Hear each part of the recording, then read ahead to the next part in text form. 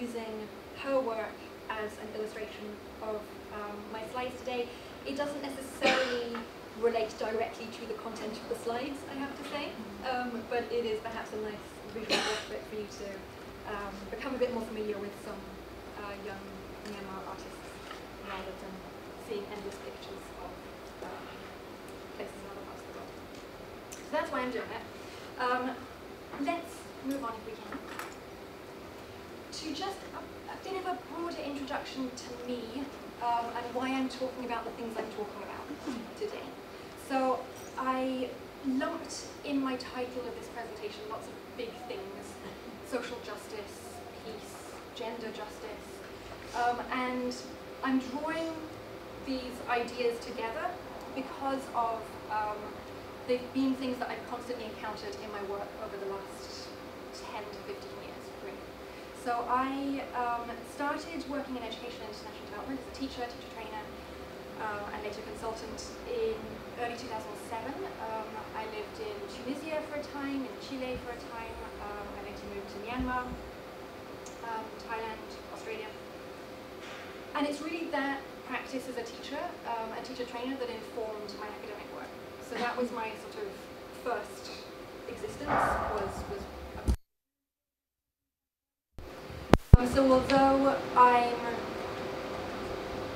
erring towards the more theoretical and conceptual today, I do like to continue to ground myself in practice as well.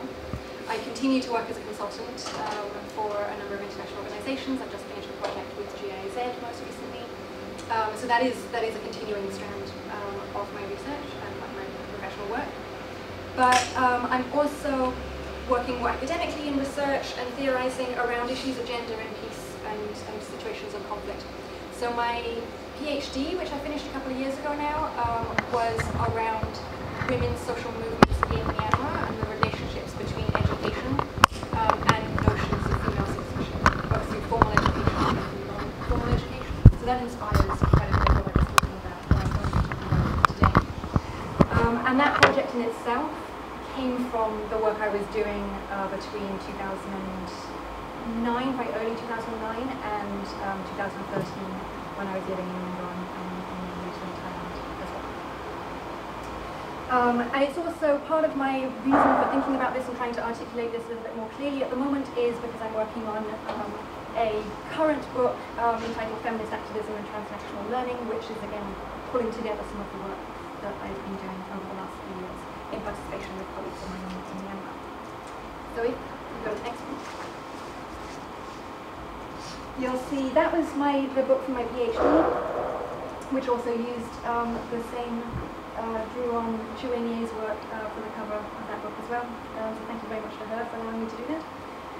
And also a recently published book on sustainable peace building and social justice in times of transition.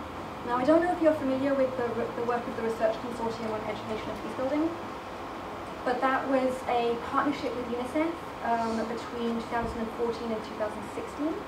So UNICEF's Learning for Peace program, or PBEA as it was also known, was quite a wide-ranging platform of work for those few years.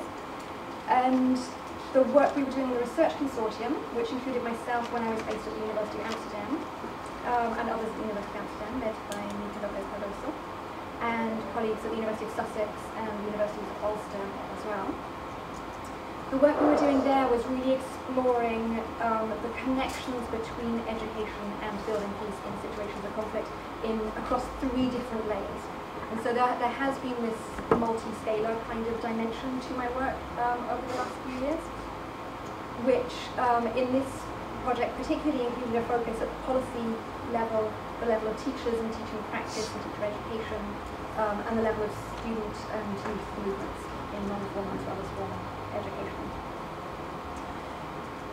So the reason I'm connecting these 2 major concepts in my work at the moment is really from these 2 areas that I've been focusing on over the last few years. The role of education in conflict, particularly as it has been articulated and described and discussed through global platforms like UNICEF, and then the role of education in contributing to social reproductions, reproductive equalities of gender, and the construction of particularly women and female citizenship through education practices, and how they may be contested and constructed differently in alternative education. So it's these two bodies of work that I'm really aiming to draw together.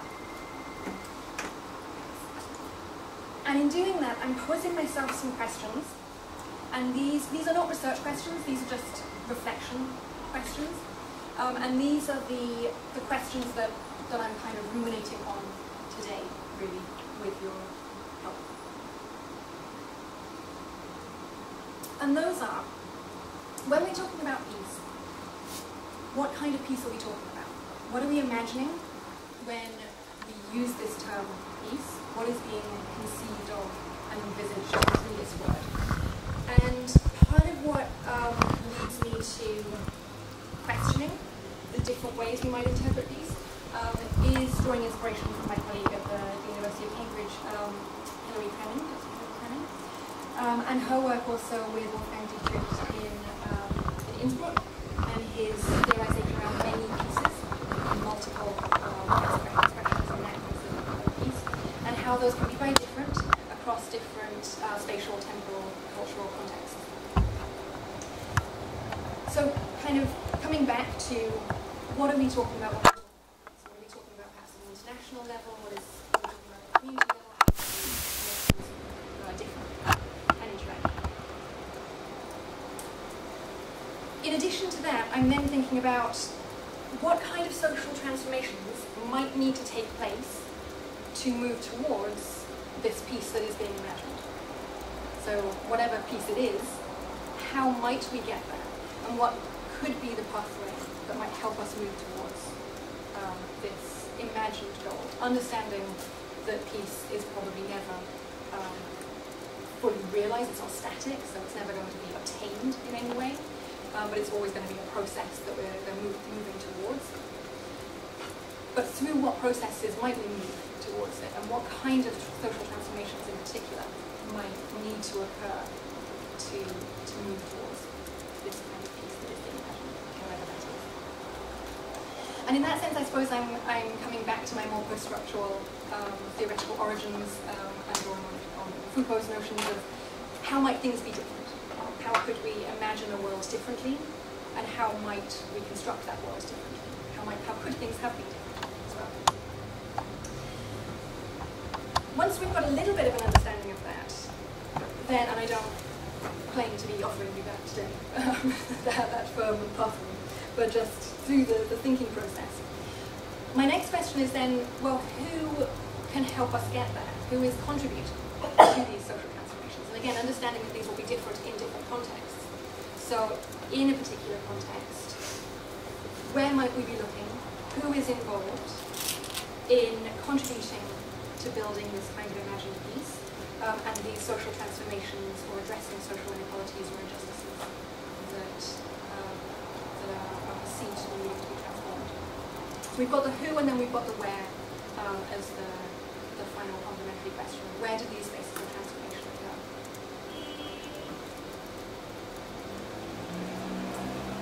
So, when we're thinking about peace then, and what kind of peace we're imagining, at least at an international kind of level, at the level of UNICEF and the research that was emerging out of UNICEF's Learning for Peace program and the research that was emerging from the research report on education and peace building, there was a firm conceptualization of peace drawing from the ultimate, really. So positive peace, peace with social justice, moving beyond a negative peace, not just the cessation of violence, of direct violence, but addressing inequalities or structural or cultural violence in some way. And that won't be unfamiliar to you. And of course, I think it's important to address direct violence too. But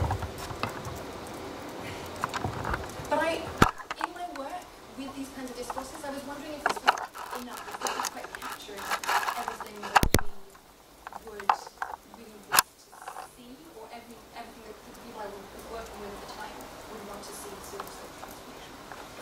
I'll get onto some of my slight unease with the ways in which social justice has been connected to building peace. Not to suggest it shouldn't be, but just to fully explain a little more my discussion. I'll keep that to one side for just a moment. Because we've seen, so if we're drawing on multiple understandings of peace, positive peace in particular, of course, they're in the measure, and of course there's lots of scholars working in this field at the moment,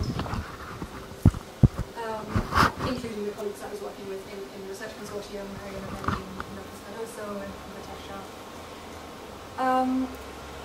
And through that understanding of peace, and through other understandings of peace as well, we can understand that there are different relationships to conflict. So conflict and violence are something multidimensional,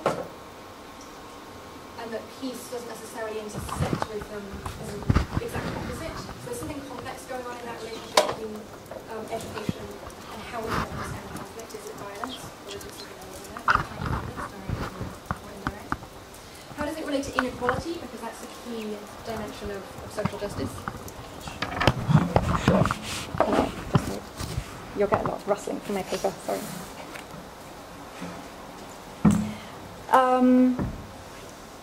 Violence, inequality, yes, and poverty, of course, as well. So in international development contexts,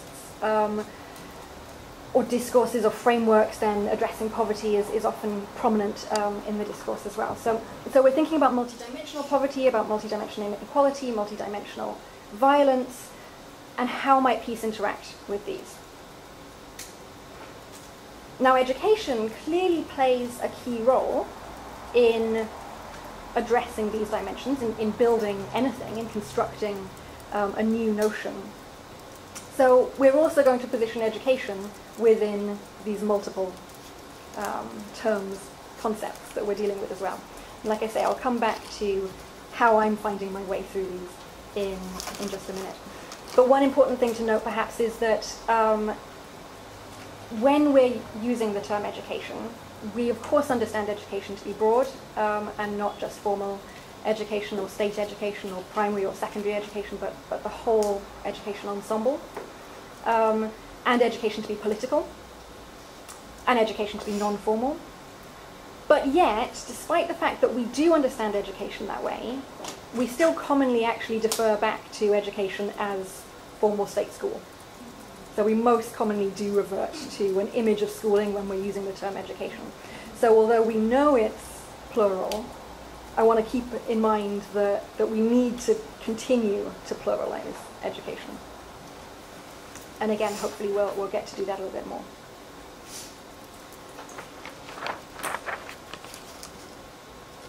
Next one. Thank you. So, within a landscape of understanding peace as social justice, I also want to understand how we might conceive of gender and gender justice, addressing injustices or inequalities in gender, as peace. Because one of my concerns in this discourse of peace with justice is that, in a sense, there's a risk, and I don't mean that this is happening or the colleagues that I've worked with are doing this, but just I feel that there's a risk that the discourse of social justice might be losing something of its edge, and that it is becoming instrumentalized and mobilized as a way of mitigating threat, which is not nearly as transformative as I would understand social justice to be. Addressing social inequalities, and inherently then gender inequalities, as well as intersectional inequalities, is a disruptive, is a turbulent, is a difficult process. So it's not going to have straightforward and easy answers. But yet, we're seeing the word social justice attached now to slightly depoliticized events, which is becoming a little bit more just, well, what do we see in curriculum and what do we see in representations of curriculum texts? And I worry that we're perhaps losing that really holistic view of social justice as something very powerful, and therefore clearly going to be unpalatable to those in positions of power, at least in some ways. And it also worries me slightly that through this mobilization of an emphasis of addressing horizontal inequalities, it's really ethnic inequalities, and to a perhaps slightly lesser extent religious inequalities or religious minorities in the context, that are being conceptualized as the key sort of social inequality that needs to be transformed, and that education can contribute to. So when we think about those documents that we'll all be familiar with, Bush and Saltarelli's report, or Lynn Davies' writing on the two faces of conflict, it's really ethnic conflict that is being described there, and explicitly so in Bush and Saltarelli's report. They don't profess to be talking about conflicts beyond ethnic conflict. But there are all sorts of different examples of horizontal inequality, not just ethnic inequality, although that is undoubtedly important. But do you see what I mean? That I'm slightly concerned that we're losing some of the other priority areas for social justice, issues of gender, issue of disability, issue of race that isn't necessarily exactly the same thing as ethnic tensions, and the intersections of all of those. And if we're not positioning a social group as threatening, then we're not, addressing that inequality? We don't care if it's not a threat to peace. This is where my unease lies a little bit. And it also leads me, so my second point here, it leads me to question this relationship between peace and violence again, because I'm with Galton when he says we need to move beyond negative peace, and we don't just want to understand peace as a cessation of direct violence. I completely agree. But in the inverse, how can we conceive of peace in a context where there is violence? So in our own societies, and I've worked mostly in situations of conflict, in Myanmar, an acute situation of conflict, where it's very appropriate to talk about conflict and violence because there is civil war. But it leads me to reflect on my context now in the UK and to see plenty of social inequality and plenty of direct violence, as well as structural and cultural violence. But we wouldn't necessarily think of ourselves as being in conflict, and certainly not at war, internally at least, maybe beyond our borders. Or the states as well. I mean, how can the states at the moment, with all the rhetoric, the political rhetoric, be considered peaceful with these huge social inequalities and this direct violence that many people are experiencing? So again, I'm coming back to wondering what the relationship is then between violence and peace. And it leads me back to that idea of, well, what kind of peace are we talking about? What are we imagining? One other thing to add here perhaps is, through the work of the UNICEF Learning for Peace program, there was a whole raft of research commissioned through that 5-year program. And there's an excellent program summary report that was produced at the end of the 5-year, and I say excellent because I wrote it with my colleague Ritesha. It's not terribly widely available. I'm not quite sure why that is. I mean, it's online, but it probably because it was timed at the very end of the Learning for Peace program. The program ended, so there wasn't necessarily the fanfare accompanying it. But one of the things myself and Ritesha and Mika was also involved in that, we're doing in that report, we're looking back through all the reports that had been commissioned through that 5-year program. So which included our own research consortium work, but also included a whole raft of other work and large-scale quantitative studies, including work done by FHI 360. And one of their reports was around horizontal inequalities, and using data sets to explore the connection between horizontal inequalities within societies and the likelihood of armed conflict. So they looked through historic data sets of conflict in a whole range of different contexts, as well as the data on educational inequalities in particular. And they found there was a key connection, although perhaps not as overtly stated as one might imagine, but there was a connection between horizontal inequality between ethnic groups, horizontal inequality, yeah, between ethnic groups in terms of access and attainment in education and the likelihood of conflict. Wonderful, useful piece of data. What they also found, though, they also found that, and this is a quote from their summary report, greater equality between male and female, I think just men and women, decreases the likelihood of conflict by as much as 37%. So they found a statistical relationship between ethnic inequalities and, to I think a slightly lesser degree, religious inequalities in educational access and attainment. But they also found a key discrepancy between gender equality and inequalities in education and the likelihood of armed conflict. Now that has not been something that's really translated into wider discourse of how we might address conflict or mitigate the threat of conflict.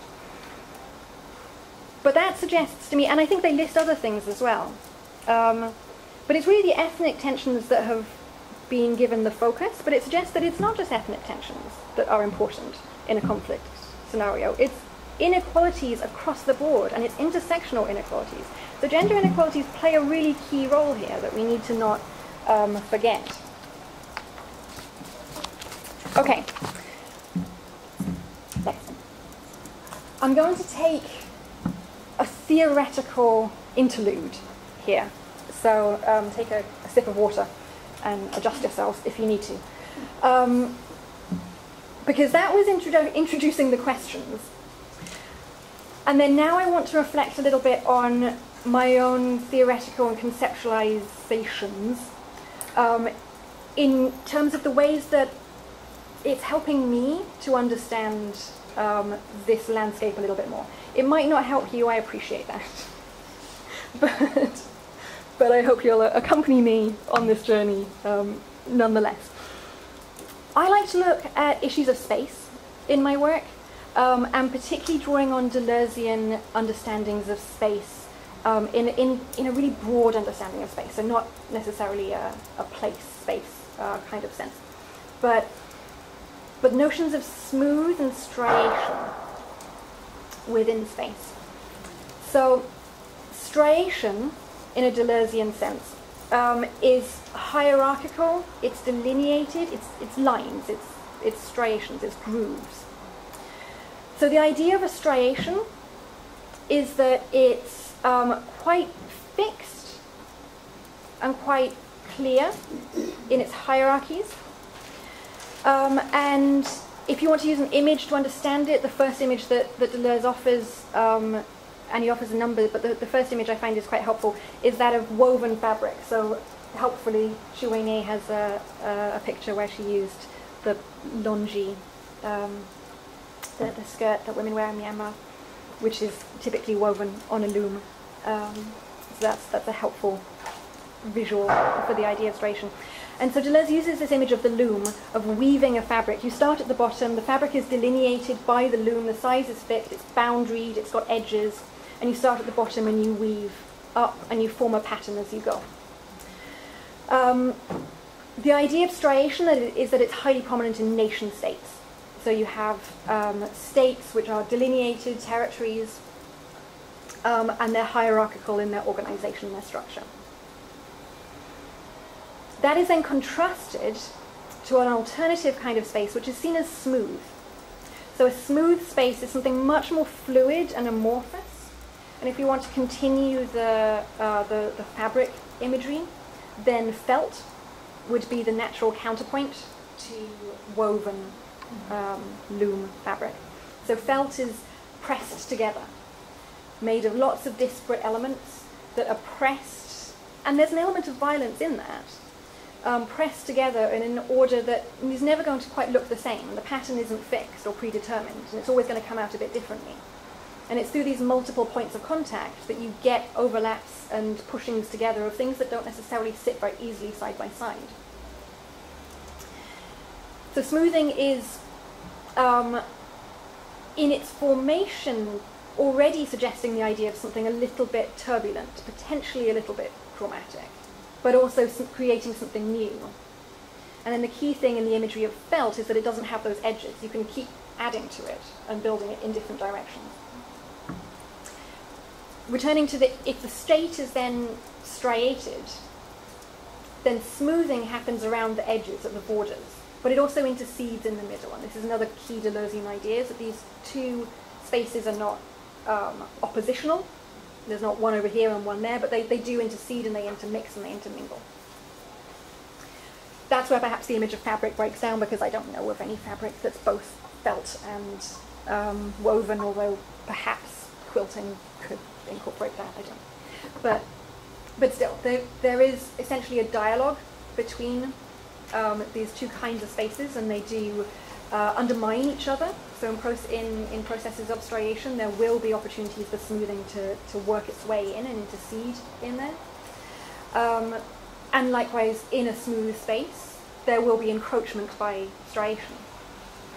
So we can see that very clearly in border territories, where you do have these gaps between state authority, but you also have the intermingling and the reach of states into these spaces as well.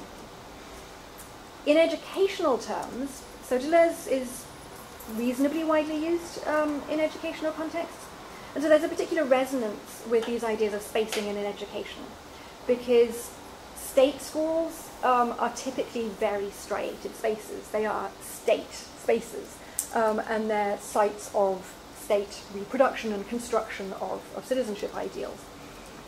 And if we think of the structure of the school in terms of classes, and you progress from one class to another, it's delineated by age, and it's marked through assessment points, then again we can see how that image of a woven fabric according to a particular pattern is reproduced in education. It's natural then, and in quite a lot of my recent writing, to look to alternative spaces as potentially smooth sites that might intercede with these. So I've particularly looked at civil society and activist sites of non-formal community-based education as potentially smooth spaces, smooth educational sites. Again, there's a risk in my summarizing this quite briefly that it sounds a little too oppositional. Community education spaces aren't always going to be automatically smooth spaces. They can also be hierarchical, of course, and just because they might be less punctuated and less formal through assessment processes than state spaces doesn't necessarily make them any more transformational either. So there's plenty of caveats in this brief summary, but understanding the broad kind of ideas that I've been working with in that conceptualization of education space.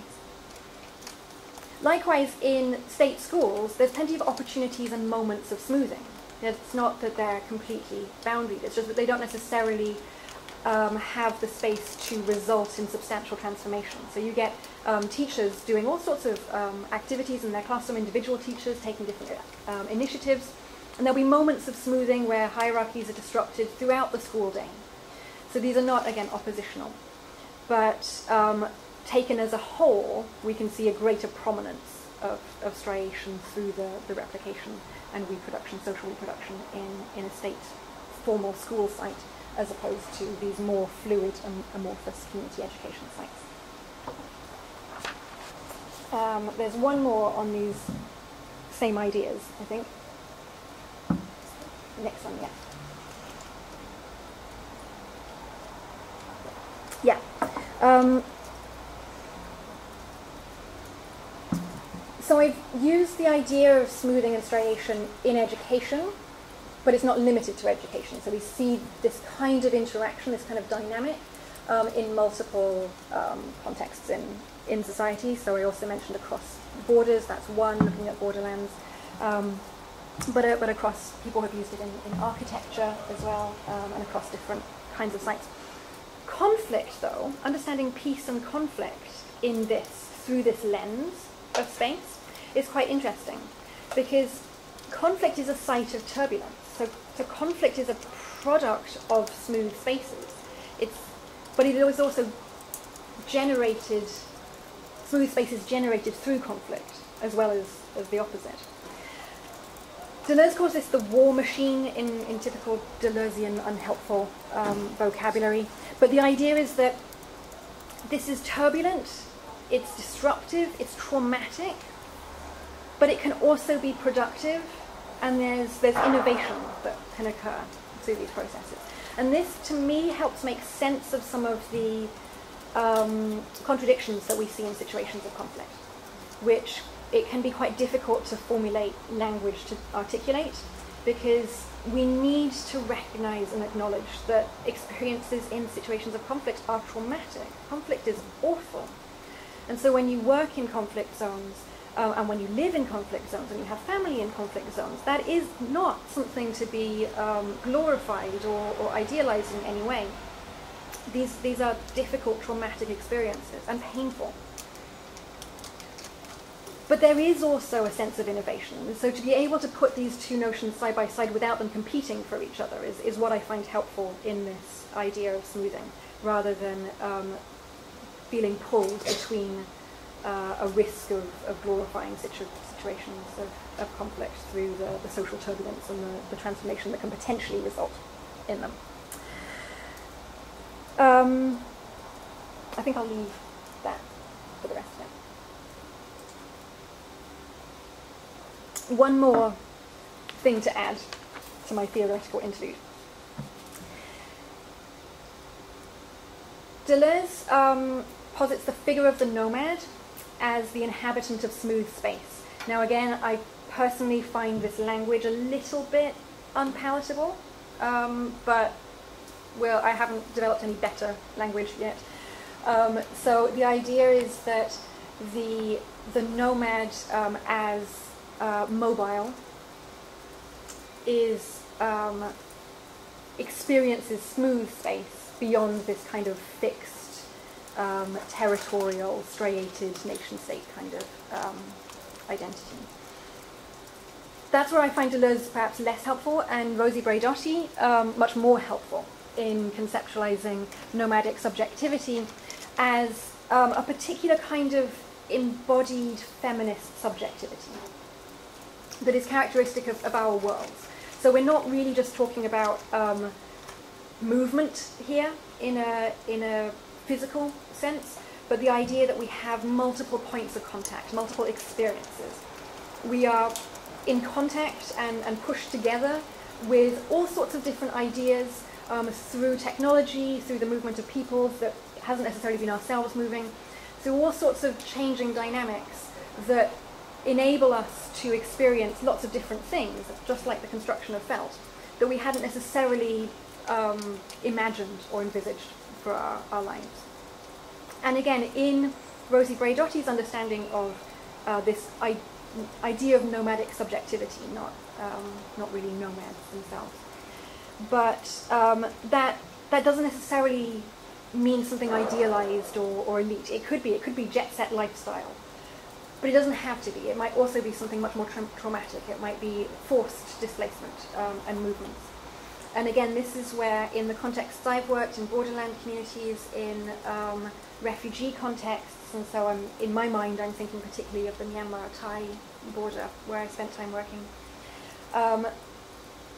That formation, that different subject formation, makes some sense to me. That resonates with me in terms of what I was seeing in education environments and with kids growing up going through schools in the refugee camps, which was quite a different experience and a very different learning experience, certainly, to either kids in Thai schools or kids in Myanmar schools.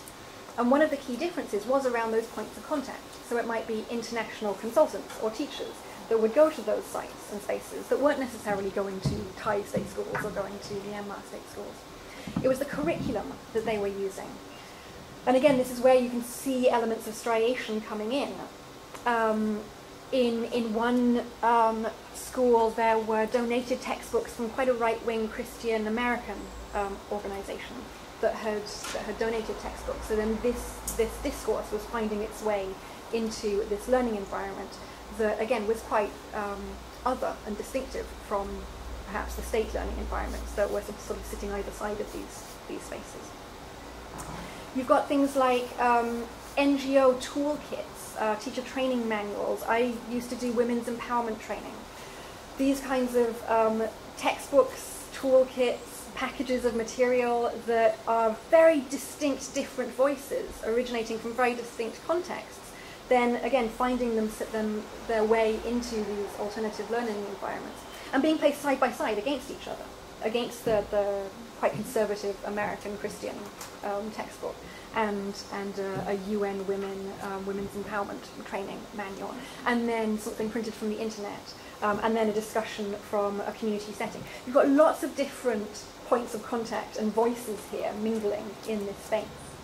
And so this is where I see this idea of a nomadic subject formation as offering some sense to me of that landscape, and also making sense of my own position within it. So if I just go to the next slide, it's my final theoretical one, I promise. These kinds of nomadic shifts, this idea of a slightly alternative creative space of becoming, this helps make sense for me of my relationships in the contexts that I've worked in. Because going back to the fact that I was working as a practitioner before I was working as a researcher, in quite a number of the places I've worked and quite a number of the people I now work with in research, these are friends. These are people that I've worked with for quite a long time as teachers. And so it doesn't really make sense to me to think of these individuals as research participants. I've worked in Myanmar for 10 years. I've lived in Myanmar for longer than I've lived in my house in Myanmar for longer than I've lived in any other house for the last 20 years. 18, yes.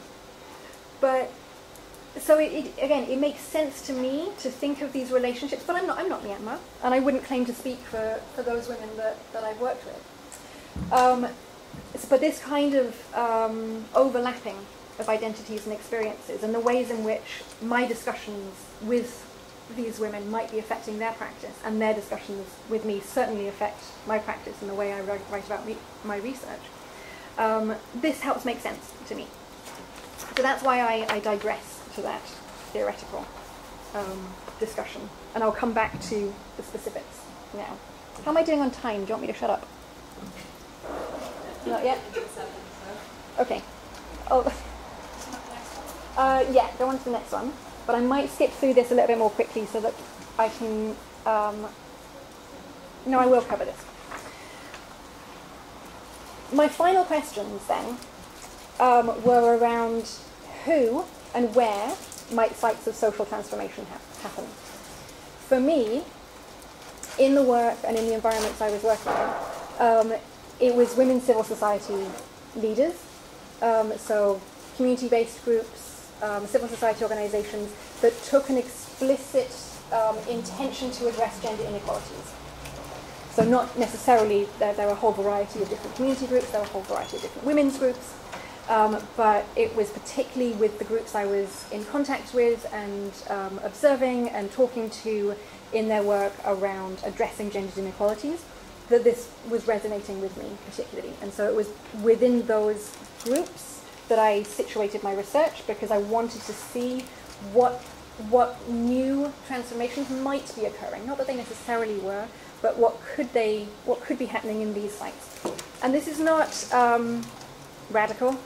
Chandra Mohanty told us to look to women's social movements. Batliv Vala and Ayla Kabir have all directed us to look to women's social movements in varied contexts if we want to see an alternative, different example of grassroots activism that contests some of the dominant discourses that we see in education and in development.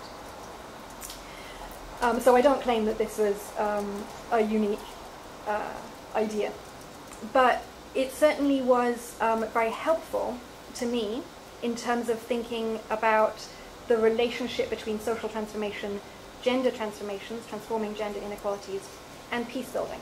And this is where I found there wasn't such a tension. And so if I just go to the next slide.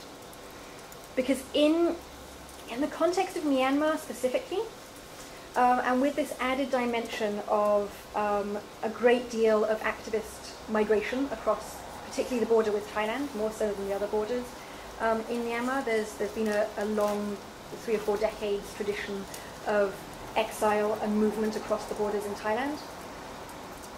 So there was already this quite mobile, fluid dynamic at work. But particularly in this context, where education, state education, I'm doing it myself now, formal state schooling, had been historically mobilized as quite a repressive site. First through colonialism, and then extending that through continued reproduction of an essentially colonial education system. And then a military dictatorship that also mobilized education as a tool for suppressing critical thinking skills and any idea of dissent or social mobilization,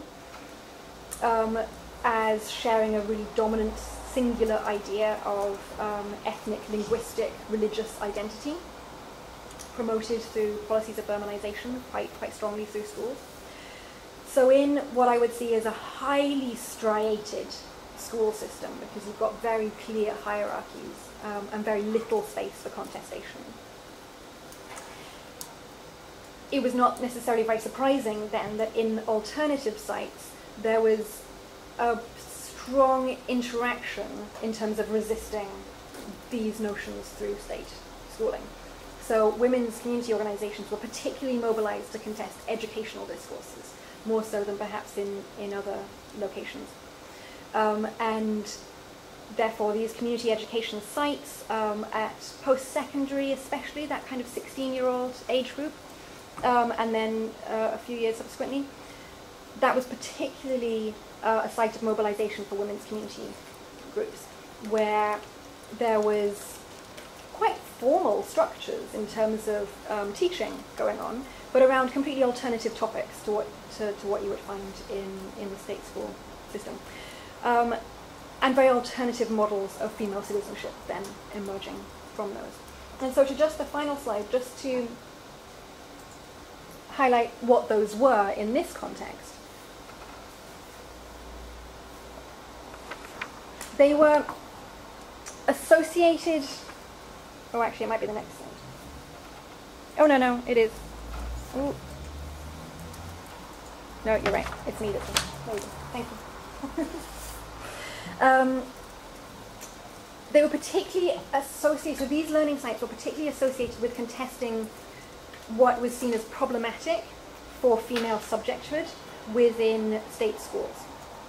And like I say, this is why these activist movements were quite key sites for me in terms of understanding how education might be mobilized as a site of transformation. Critical thinking skills was a key dimension, and again, that phrase in itself can be problematic, but it was the phrase that they preferred to use. You can see how these terms intercede and find their way into varied contexts. But the idea of questioning, discussing, moving away from a structure of rote learning and repetition and replication and regurgitation to something more thoughtful, more discussion-based, more quizzical in many ways, that was really prominent. And the idea, and I said this at the time a few years ago to quite a few people internationally that I was working with, and they were surprised that women activists should contest issues of rote learning so strongly, because the response from people I was working with was, well, doesn't this affect everyone, not just women? But clearly, if you're not being encouraged to question and counter and contest, and you're not equipped with the skills to do so, that disadvantages those lower in the hierarchy more than it disadvantages those who benefit from those reproductions. So it was a really key site of contestation for women's movements, and particularly ethnic women's movements. And that made a lot of sense to me. So that was one area that was particularly different around these education sites. Another was and extending from that, I suppose, was pedagogical techniques. So a real move away from the authoritarian role of the teacher into something, and that's slightly different to a shift to child-centered pedagogies. That's not necessarily exactly what was happening, because there is a strong sense of respect for age within many Myanmar communities, and certainly within the classroom contexts I was looking at. But an idea of dialogue more. So respect, yes, but increased dialogue, and building up relationships of trust And that was something that had clearly broken down between teachers and students in many of the formal education sites I was looking at. Another was, like I've already mentioned, the really plural landscape of material that was being used. Lots of different voices that were involved in these education sites, not a singular government textbook, but quite often guest lectures almost. So women's activists, friends and colleagues coming in and moving to different organizations, or bringing somebody that they knew from a different community in to talk about their experiences, and involving different religious groups and different community leaders as well in those sites. So a real mixing of points of contact within those spaces. And finally, one of the most key dimensions was addressing issues of sex and sexuality, which was not discussed at all in state schools. There was no formal state education on sex education. And this emerged as a really strong element within a lot of women's community groups to teach issues of sex, sexuality, body awareness, and to break away from cultures of feeling shame and embarrassment about your body. I perhaps won't go into Myanmar traditions of... There's something called pon, which is a man's innate, and it's quite it's a Burmese Buddhist notion of a man's innate power that should be protected at all costs. And women have the potential to undermine the power of men by positioning themselves in the wrong way. So if they're on the right-hand side of men, then they can undermine their innate power. So in classrooms, you'll often see kids where female students won't sit on the right side of the male students. And if they do, teachers might tell them to move. So there's a sense of embodied shaming that happens in terms of the ways you're instructed to position yourselves in a class. And as a woman or a girl, you shouldn't be higher than a man. And especially your sexual organs shouldn't be higher than a man. So that means boys and girls can't always play together very easy, because if they're playing football and a boy falls down and a girl steps over him, that's undermining his innate pon. So there's lots of ways in which the positioning, the embodied experiences of girls in education leads to a sense of shame and a sense of real shyness and insecurity about your body. And that notion was particularly something that was contested within these movements and these educational spaces. I can talk more about that if you'd like, but I'd perhaps rather stop and leave you the opportunity to ask questions that you'd like to know more about, rather than me continuing. The final slide is just a thank you and some of the places that I've written about some of the things I've talked about.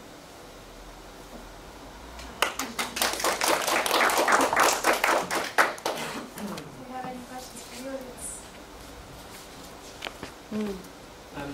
Which organisation was it that you quoted some statistic about 30% conflict? FHI 360.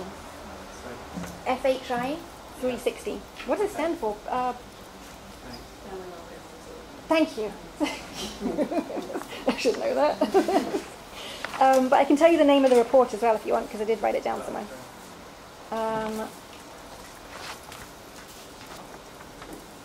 But like I say, it was only because we were going through all this documentation for writing the Learning for Peace final program report that this statistic really stood out from me, because it wasn't something that was really being highlighted elsewhere.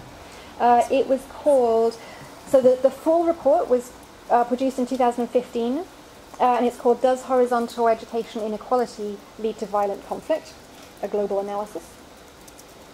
And there was a summary report produced a year later, which was Education Inequality and Violent Conflict. No worries. At the end here, you're talking about the kind of disruption of conflict leading to these smooth spaces, which creates opportunities for kind of socially transformative education. Yeah? Yeah. Is there any evidence that that then moves with these people back into a nation state, whether they return to Myanmar or whether they move to Bangladesh or whatever, or do those gains then get lost when they return back to the stratified nation state? Yeah, they do. They do find their way in, and these sites of learning occur in the border regions, but also within Myanmar, and there's been a lot of crossover between the two, and a lot of there's been a lot of movement, especially since 2012 in Myanmar, since the political situation changed slightly, where it has been easier to be more open about contesting, especially gendered inequalities. It has previously been very difficult to openly state that you are engaged in this activism. However, we all know that Myanmar is a country experiencing very violent conflict at the moment. So in that sense, no, it hasn't had an effect. And I was involved in teaching interfaith dialogue classes according to a kind of similar model, and yeah, that didn't help, did it? It's clear that small sites of transformation have a really uphill task in terms of contesting these incredibly powerful social exclusions that are very violently expressed. And the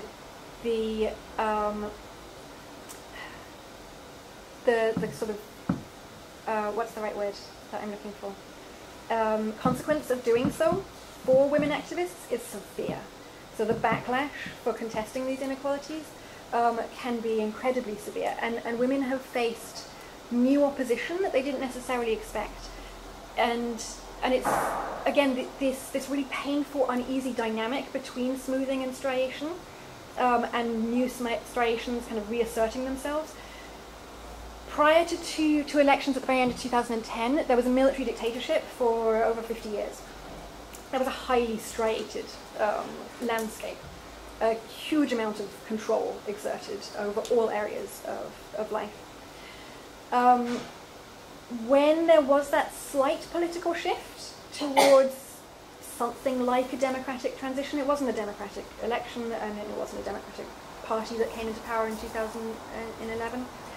It was military associated, and there's still a strong military presence within the government. But nonetheless, it was a shift, it was a political change.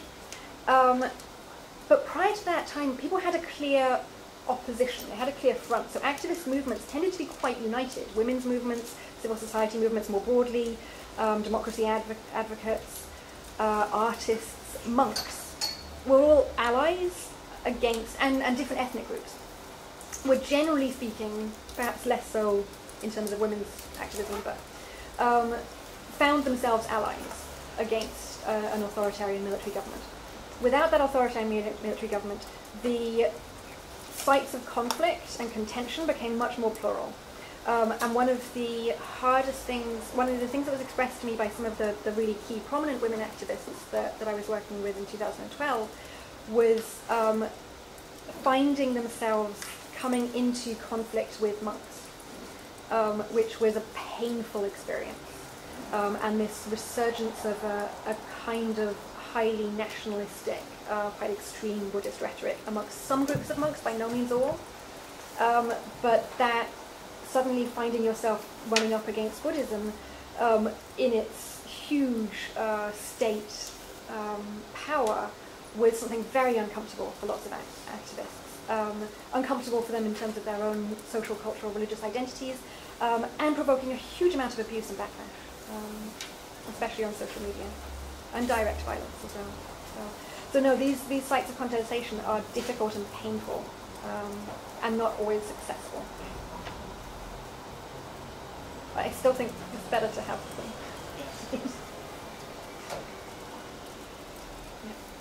Thank you for your presentation. I'm going to selfishly ask two questions if I can.